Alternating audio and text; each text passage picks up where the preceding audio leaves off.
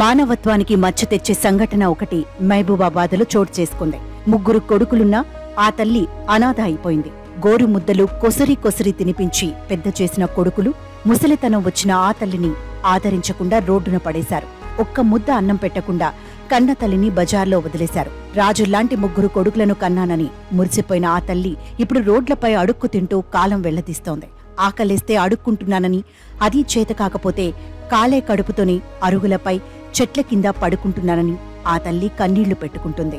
మహబూబాబాద్ జిల్లా గార్ల గ్రామానికి చెందిన నర్సమ్మకు 3 కుమార్లు. వారిని పెంచి పెద్ద చేసి 3కి వివాహం చేసింది. 3 కొడుకులు ఉపాధి నిమిత్తం వేర్వేరు ప్రాంతాలకు వెళ్లారు.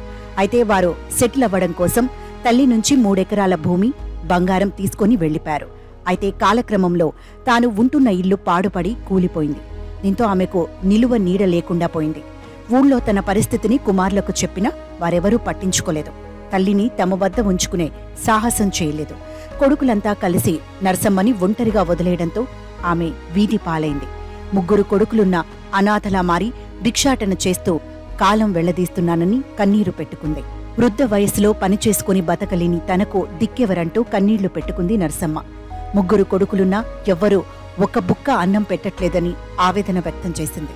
తనకు న్యాయం చేయాలని పోలీసులను ఆశ్రయిస్తే వారెవరూ పట్టించుకోలేదని కన్నీటి పర్యంతమైంది. ఇప్పటికైనా తనకు న్యాయం చేయాలని ప్రాధేయపడుతోంది. 3 కొడుకులు అన్నం పెడతాలేరు. అన్నం పెట్టకుండా బజార్లలో తిట్టాను నాన్న. బుక్కెట్ పువ్వు పెడతారని పైకి ఇచ్చిన నాన్న పైరు మీద రాజేసి కృష్ణ పువ్వు పెడతాలేరు.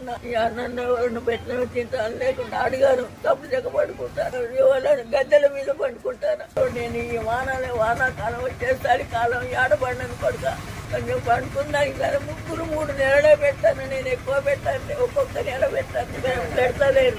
ఆయన రాజా రా అన్నాడు. పోయినా సన్నాని అడుక్కుంటూ పోయినా. వచ్చి దగ్గరికి వచ్చి తీసా పోయింది. తాగుతాడు, పంచాయతీ పెడతాను, గోల పెడతాను. ఇంత వాము నాకు గట్టుకుడుకొస్తాను భయం పడి నేను ఉండను నాన్న అదే లెక్క.